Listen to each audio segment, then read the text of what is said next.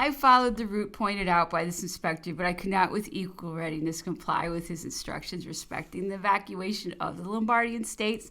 The weather was horrible when I got to Milan, and the governor was in the country. I was therefore obliged to wait, but as my presence endangered the public safety, a courier was dispatched to the magistrate who gave orders for my being examined and removed, and not allowed to remain an hour longer in the capital. I was accordingly sent for, examined, and tormented in 1,000 ways, until at last I fell into the hands of a man who, less savage than his chief, granted me the remainder of the day, and endorsed my passport in the following manner. Milan, October 14th, 1821. Seen at the Imperial and Royal Police Office, and approved for the continuation of the journey to Rome, following the route of Florence and leaving Milan in the course of this very day. Signed, Morelli, Delegate. The weather was horrible, and the decision very unceremonious, but I had expected even worse. Without therefore making any observation, I started, traveled all night, and arrived the next morning at Parma. The Chevalier Rossi, Major of the Dragoons, whom I had known previously to my departure from St. Helena, was kind enough to introduce me to Count Neipperg, who received me very politely, and made numerous inquiries concerning the illness and death of the Emperor. I was desirous of giving the same details to the Empress, and of delivering in person a letter addressed to her by Counts Bertrand and Montsalon, and I requested His Excellency to obtain for me an audience of Her Majesty. I cannot, answered he. The intelligence of your arrival has had the effect of increasing the grief of the Archduchess, and in her present state of affliction she is unable to receive you. But I offer to be the medium of your communication. I will convey to her whatever you may confide to me orally, and will deliver to her the letter of which you are the bearer, if you have no objection to its passing through my hands. I was far from entertaining any feelings of mistrust, and if I had entertained any, the kindness of the Count's manner would have been sufficient to dissipate them. I therefore delivered the letter to him. He took it, left the room, and returned in a few minutes. Her Majesty has read the letter and deeply regrets that she cannot see you, but it is out of her power to do so. She eagerly accedes to the last wishes of Napoleon respecting you, but before she complies with them, it is necessary that she should submit them to her august father. You are acquainted with their import? I am. It matters not. I will nevertheless read them to you. London, 12th September, 1821. Madame, Dr. Antommarchi, who will have the honor of delivering this letter to your Majesty, attended the Emperor, your august consort, during the illness to which he fell a victim. In his last moments, the Emperor directed us to inform your Majesty that he begged you to pay to Mr. Antommarchi a pension for life of 6,000 francs as a reward for his services at St. Helena, and that he desired that your Majesty would attach the doctor to your household as your surgeon in ordinary, as well as Abbe Vignali in quality of almoner, until the majority of his son, to whom the Emperor wished that he might then be attached. We think we are fulfilling a last duty which we owe to the Emperor in communicating to your Majesty his wishes in this respect, which he repeated to us on several occasions. We have the honor to be, Madame, your Majesty's most humble and most obedient servants, Count Bertrand, Count Montauban. Count Neipperg afterwards repeatedly assured me of the satisfaction and benevolence of the Empress, in whose name he offered me a ring, which I carefully preserved. Every person attached to the palace was in deep mourning, at which I could not help expressing my surprise. What? Said His Excellency. Do you not know that it is by the express order of the Archduchess? The fatal intelligence was communicated to her by Prince Metternich and completely overwhelmed her. She immediately determined that all her court should share in her grief and mingle the expression of their regret with her own, that they should go into mourning for 3 months, that a solemn funeral service should take place, in a word, that none of those ceremonies should be forgotten, which the piety of the living consecrates to those who are no more.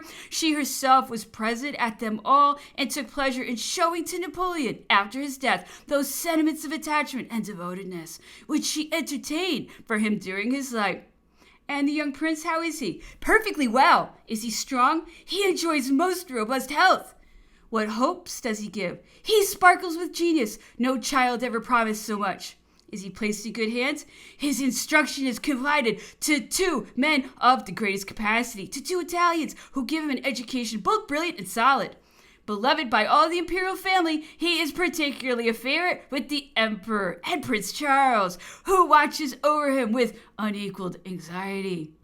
We were standing up. His Excellency had treated me with the utmost kindness. I dared not venture to push my questions any further, but he relieved me from my embarrassment by prolonging the conversation himself. Do you know, said he, who painted those pictures which seem to attract your attention?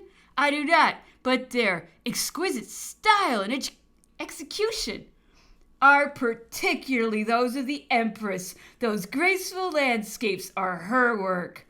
I recollected, in fact, that Napoleon had often spoken to me of the perfection of her landscape painting. I now took leave of His Excellency and rejoined the Chevalier Rossi, with whom I went in the evening to the play. His box was facing that of Maria Louisa. The Cenerentola was performed, and I was listening with ecstasy to that delightful music performed by the First Orchestra of Italy when the Empress entered her box. Her appearance no longer presented that bloom of health and brilliant freshness of which the Emperor had so often spoken to me. Pale, emaciated, and dejected, she bore evident marks of the trials she had undergone. She remained but a very short time. In fact, scarcely did more than appear. But I had seen her, and was satisfied. I pursued my journey, arrived first at Florence, where I was presented to the Grand Duke, who asked me several questions respecting St. Helena, then at Rome, where I was admitted to an audience of Cardinal Fesch, who did not ask me a single one. I wrote to the Count of St. Louis, but he was too much grieved to be able to see me, and I thought no more about it. To Princess Pauline, who, though suffering, would however see me, know everything, hear everything, and who exhibited marks of the most lively sympathy at the recital of the outrages and torments endured by Napoleon. The emotion betrayed by Madame Mère was greater still. I was obliged to use the greatest caution, and only to relate to her part of what I witnessed. At a second visit, she was more calm and resigned. I entered into several details, which were frequently interrupted by the paroxysms of her grief. But if I suspended my recital, that afflicted mother dried up her tears and recommenced her questions. It was a struggle between courage and affliction, which presented a most heart-rendering spectacle. I saw her a third time when she expressed herself in terms of the utmost kindness towards me, and as a proof of her satisfaction offered me a diamond, which, coming as it does from the mother of the Emperor, shall never leave me. On my way back to Florence, I stopped at Prince Canino's, which was a short distance from that city. I was perfectly well received by all there, and numerous questions were asked of me concerning Napoleon, whose death was severely felt by the prince and his family. I pursued my journey and arrived at Florence, where I was detained for a few days by a conflict of pretensions and discussions of a singular nature relating to the anatomical works of Miss Gagny. The offers I made having been rejected, nothing remained for me to do but to set off again. This I did, and having reached Parma, I was once more presented to Count Neipperg. His Excellency renewed the assurance of the Empress's satisfaction and delivered to me for the Austrian embassy in France a letter in which that princess expressed in the kindest terms her benevolent intentions in favor of the physician of her husband, whose last will she wished to obey. I personally delivered that dispatch to Baron Vincent, who had the goodness to communicate its contents to me. I had a kind of lawsuit at Florence and found nothing but discussions. On my arrival at Paris, the banker had pleaded the incapacity of Napoleon. His scruples had been listened to, and the funds had been retained in his chest. It had been consequently found necessary to reduce the legacies and name arbitrators, to moderate the pretensions of one, uphold the rights of another, in a word, to conciliate all interests. The choice had fallen upon the Duke of Bassano, the Duke of Vicenza, and Count Daru. They were friends and ministers of Napoleon. The claims of everyone were addressed to them. I also forwarded mine. I thought that scrupulous interpreters of the intentions of a man whom they had long served, they would respect his acts, even those concerning me. For after all, though an isolated being, I had nevertheless had the melancholy honor of closing the eyes of our common benefactor. They were in possession of the following codicil. This day, 27th April, 1821, deceased in body but sound in mind. I have written with my own hand this 8th codicil to my will. First, I appoint Montsalon, Bertrand, and Marchand to be my testamentary executors, and Las Casas, or his son, to be treasurer. Second, I request my beloved Maria Louisa to take into her service my surgeon Antommarchi, to whom I bequeath a pension for life of 6,000 francs, which she will pay to him. Montsalon, Bertrand, and Marchand. A true copy. Paris, 12th of June, 1823. The executors had delivered to me the following instructions.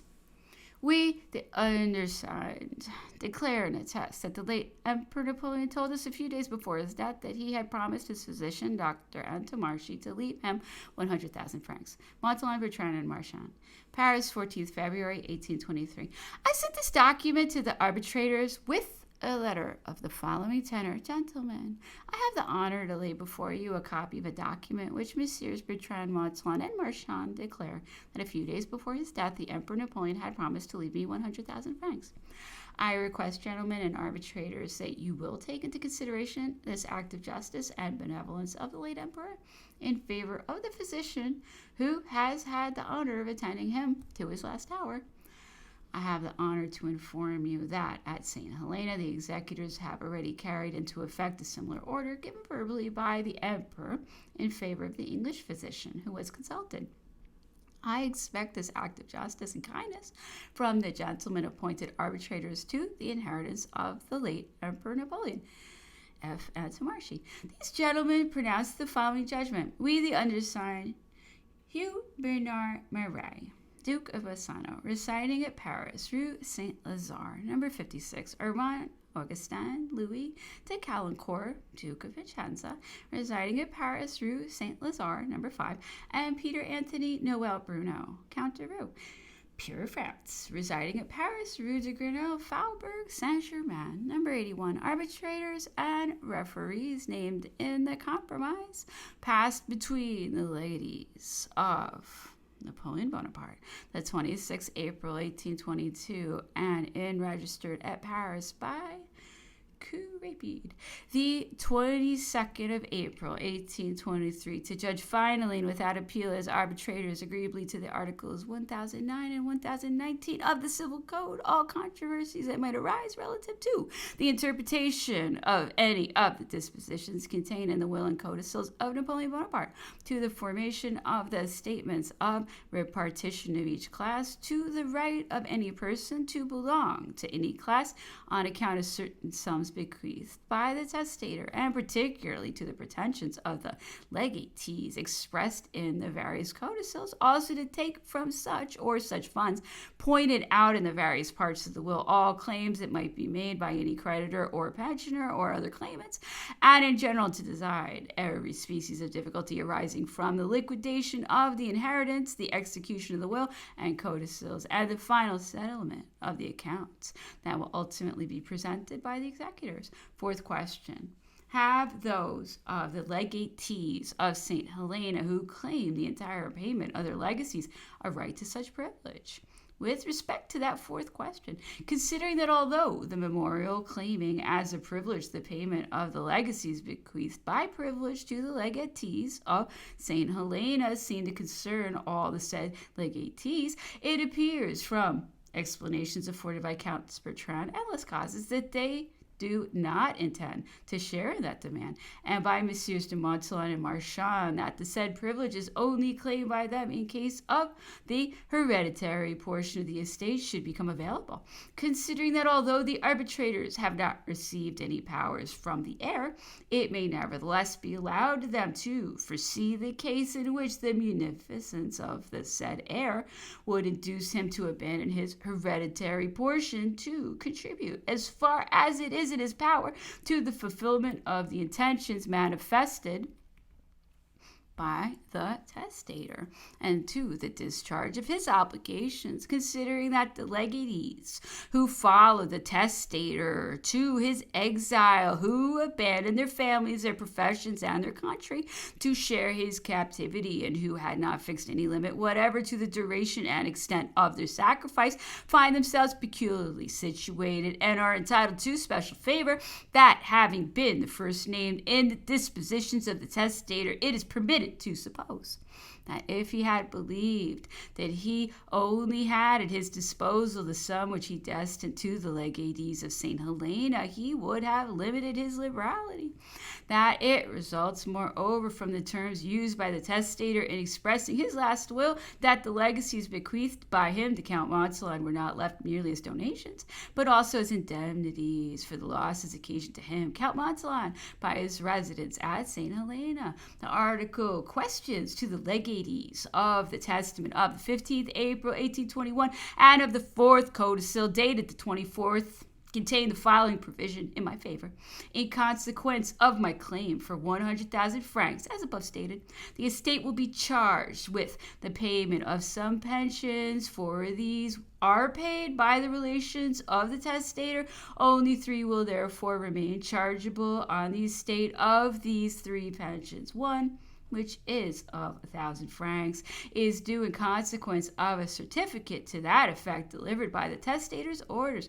The second, which is of 1,200 francs, is an annual and temporary provision bequeathed by the testator, payable by his relations and friends. The third, which it is proposed to make 1,800 francs, is also a temporary provision in favor of Dr. Antommarchi, who attended the testator to his last moments, which provision will, by its nature, cease as soon as Her Majesty, the Archduchess Maria Louisa, shall agreeably to the wish expressed by the testator take upon herself the payment of Mr. Antommarchi's pension. This decision appeared outrageous to the legatees. Several, and particularly General Drouot, appealed against it. The bequest of Napoleon, they said, in favor of the physician who had closed his eyes was not a mere legacy, it was an order, a debt which the estate could not evade. It was not thought proper to pay it in full. Some respect was at least due to decorum and to the last wishes of the emperor, and the pension ought to be doubled and made 3,600 francs. The majority of the legatees were of the general's opinion. Baron L. was almost the only one who objected to it. The arbitrators had considered the codicil concerning me as null and void, and had disregarded the intentions of Napoleon, but I cared little about it. His son was full of life. The Empress had renewed the assurance of her favorable dispositions towards me, and I therefore felt secure. I nevertheless thought it right to yield to the advice of the testamentary executors, who recommended to me to submit the decision of the arbitrators to the equity of the legatees. Part of these, at whose head was General Montsalon, granted 3,000 francs. The others persisted in stipulating 3,600 francs, as General Drouot had proposed. Baron L. alone, as usual, thought that was too much for me, and not enough for himself. However, ashamed at last of being alone against all, he yielded, and the question was submitted to the arbitrators.